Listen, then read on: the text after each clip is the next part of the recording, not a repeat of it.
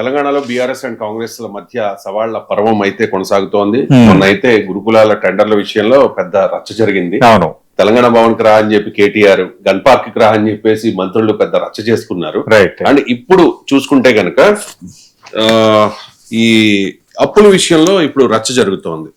అప్పుల విషయంలో బీఆర్ఎస్ హయాంలో చేసిన అప్పులపై కేసీఆర్, కేటీఆర్, హరీష్ లకు జూపల్లి ఒక లేఖ రాస్తే దానిపై హరీష్ రావు స్పందించారు. తప్పుడు ప్రచారాలు మానుకోవాలి అని చెప్పేసి, ప్రెస్ క్లబ్ లో చర్చకు రావాలి అని చెప్పేసి బీఆర్ఎస్ నేతలకు జూపల్లి సవాల్ కూడా విసిరారు.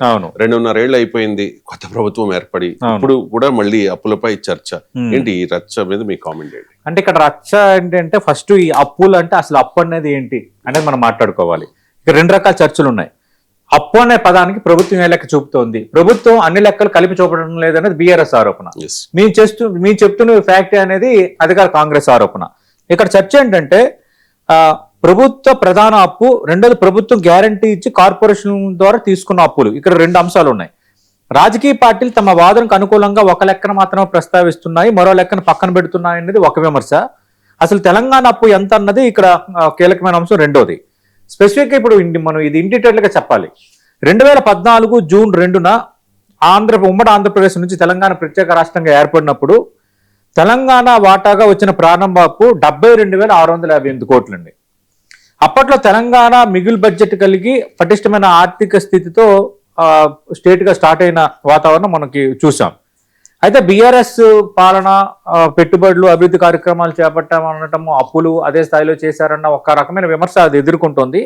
ఇవన్నీ కలిపితే డిసెంబర్ 2023లో బీఆర్ఎస్ ప్రభుత్వం దిగిపోయింది, కాంగ్రెస్ ప్రభుత్వం అధికారంలోకి వచ్చింది. ఆ టైంకి కాంగ్రెస్ ప్రభుత్వం అసెంబ్లీలో ప్రవేశపెట్టిన అధికారిక శ్వేతపత్రం ప్రకారం బడ్జెట్ రుణాలు, ప్రభుత్వ గ్యారంటీలతో కార్పొరేషన్లు, కాళేశ్వరము, పవర్ ఫైనాన్స్ వంటి ఇచ్చిన బడ్జెటేతర రుణాలతో కలిపి కరెక్ట్గా ప్రభుత్వం దిగిపోయే టైంకి, బీఆర్ఎస్ ప్రభుత్వం దిగిపోయే టైంకి 2023 డిసెంబర్ నాటికి మొత్తం అప్పు 6,71,757 కోట్లు. ఇది అధికారికంగా ముఖ్యమంత్రి రేవంత్ రెడ్డి అసెంబ్లీలో చేసిన ప్రకటన. ఇప్పుడు ఇక్కడ చర్చ ఎందుకు జరుగుతోంది, రచ్చ ఎందుకు జరుగుతుంది అంటే ఇప్పుడు చెప్తున్న అంశం 2.5 ఏళ్లకు అధికారంలో ఉన్న రేవంత్ రెడ్డి ప్రభుత్వం డిసెంబర్ 2025 నాటికి తెలంగాణ రాష్ట్రం, దాని అనుబంధ సంస్థల మొత్తం అప్పుల భారం 8 లక్షల కోట్లకు చేరింది. ఇది ఆర్థిక సర్వేలో ప్రస్తావించారన్న అంశాన్ని బీఆర్ఎస్ లేవనెత్తుతోంది. అంటే కాంగ్రెస్ అధికారంలోకి వచ్చిన తర్వాత గడిచిన 2.5 ఏళ్ల కాలంలో కార్పొరేషన్ల ద్వారా సుమారు 3,19,178 కోట్లు కొత్త రుణాలను సేకరించారన్న అంశాన్ని ఇప్పుడు ప్రస్తావిస్తున్నారు.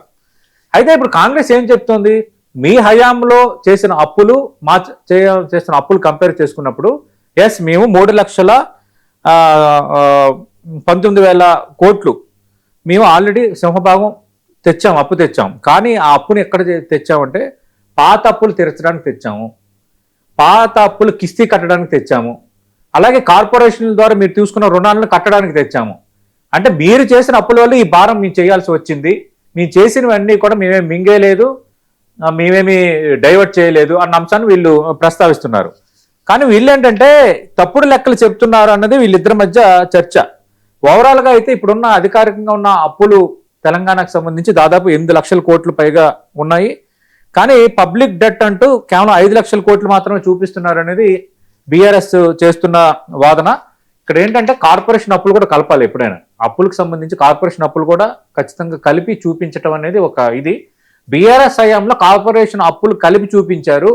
పెద్దగా మేమేమో అప్పులు చేసేసాము, అప్పులు పాలు చేసేసాము, తెలంగాణ ప్రభుత్వాన్ని దివాలా తీయించేసాము, తెలంగాణ రాష్ట్రాన్ని అని ఆరోపణలు చేసిన వాళ్ళు ఇప్పుడు కేవలం 5 లక్షల కోట్లే అప్పులు ఉన్నాయి అంటూ కార్పొరేషన్ రుణాలను, మిగతా రుణాలని ఎలా కలిపి చూపించట్లేదు అన్న అంశాన్ని బీఆర్ఎస్ ఇప్పుడు ప్రస్తావిస్తోంది. ఏదైనా కొంచెం ఇది ఇంట్రెస్టింగ్ గానే ఉంది. అప్పు అన్నదానికి నేను స్టార్టింగ్ లో అర్థం చెప్పాను. ఇక్కడ కాంగ్రెస్ పార్టీ కొన్ని లెక్కలను దాస్తుంది అనేది వీళ్ళ అభ్యంతరం, మీ ఫ్యాక్చువల్ గా ఉన్నాం అనేది వీళ్ళ అభ్యంతరం. ఇది తీరంది కాదు. ఇది ఈ అప్పులపైన సవాలు ప్రతి సవాలు మాట్లాడుకునే ఉంటారు.